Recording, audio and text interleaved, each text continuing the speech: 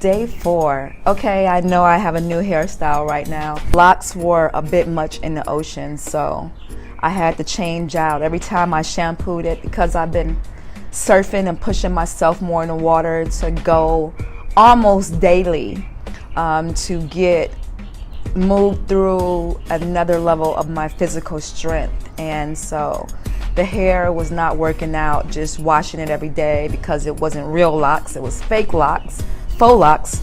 So with faux locks, you know, it took a lot more work and they weren't really acting right in the ocean. Let me get this mirror together. But in my continuation of talking about, you know, getting ready to go see Tony Robbins at the Unleash the Power Within event in New York, November the 8th. I was talking about before about belief system.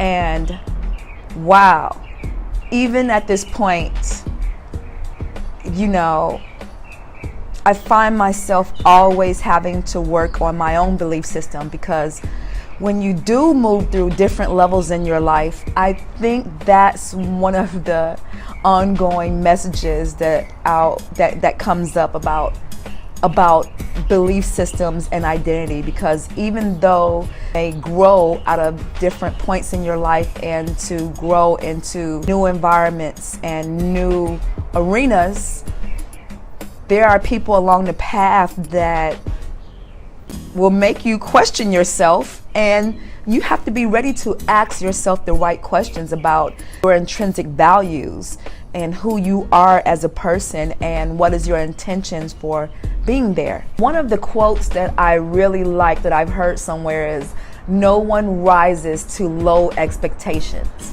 I constantly have had to do evaluation checks on the kind of people that are in my life. Like, are the relationships, friendships in my life, are we building or destroying? Are we nourishing each other, or is it toxic? Are we gossiping all the time, or are we talking about our highest good, our highest intentions, what we want to do, what kind of impact are we going to make in the world, what kind of impact are we making in the world, how can we work together? Or are we talking about, oh, that person is doing that, she thinks she all that, who does she think she is? So I always have to evaluate who's in my life, what kind of conversations we are having, whether those people are toxic relationships or nourishing relationships. Are they really nourishing your soul, nourishing your spirit? Every time you leave that person, do your energy feel depleted and you're just tired? Or are you inspired by that person? What kind of person are you becoming around the people you hang around with? Are you becoming your greatest yet to be? Are you unfolding and healing and being enlightened and being loved and, you know, all those things? Or honestly, you can't afford to hang around people who don't see your highest self, who won't evolve with you or want to see you at your highest self.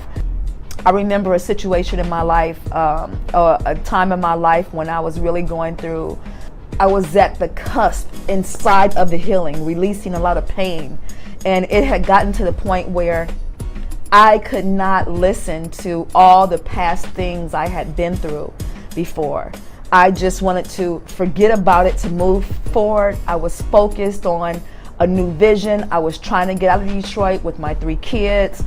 We had knew about recession way before there was that word recession. There was just a level of focus that I needed to get there. And I remember a friend of mine for many, many years that was progressive but still had that, you know, I needed something different for myself. And I let her know I needed that, like, hey, this really hurts me right now. And I can't talk about this particular thing. I am moving past this in my life, and I need to compartmentalize that to stay focused. And she didn't listen. She didn't listen. I think every chance she got, every week, she would find old pictures of me in this bad relationship and old pictures of me of when I was in the most pain. Like, you know, she was giving me the visual and says, remember this picture I remember when you was that and you was this and that. And I was just like, hey, you can't keep bringing this up. This brings me back, and I need to move forward. I need to be in a space in my head that I can't be looking back at this right now in my life.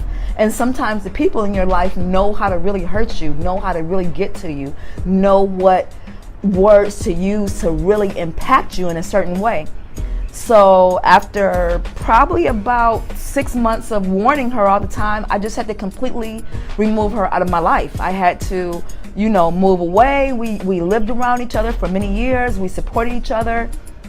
And I had to just completely, separate myself because I needed a level of healing. The way I needed to heal was something in her own life she wasn't ready to heal, or she dealt with her healing a different way. And I sent her love from afar, healing everything, but I had to remove myself. And that's the hard thing about when you're really moving into transformation, when you're really moving into transformational living. You're going to disappoint some people. You're going to have to let go of people that you love, that love you, but don't know how to accept that you are, becoming, unfolding, and moving forward with who you are becoming. And that's sometimes can be a challenge. But those people will always come back in your life. Don't ever worry about that. They'll always come back. Sometimes people need to see that you were serious about your healing, you were serious about your transformation. They'll be inspired. Now, at this point in my transformation and being healed over those things, I can look at those things and talk about them like, yeah, in spite of all those things I was going through, I moved above those situations, and then go into a new conversation of healing and wholeness. And that takes a lot of inner work. That takes a lot of healing. That's always not there the first year, 2, 3 years, sometimes 10. I mean, we see it a lot these days with the Me Too movement and the, I didn't say anything movement. There's a lot of inner healing, and nobody can determine how you're going to heal, when you're going to heal. And so that work is yours, and asking for those boundaries in your life with people, making sure that you have those boundaries in your life with people so that you can do the inner work and get with the right people who are doing the inner work, or who are healed, who can be models of your healing states of consciousness that you want. Really accept that you're healing. When you get into new relationships, don't regurgitate the old relationships you had. Embrace that newness in you. Embrace that person that you are becoming, and move into that direction. I'm Mimi Miller. Like, subscribe, and I'll see you tomorrow.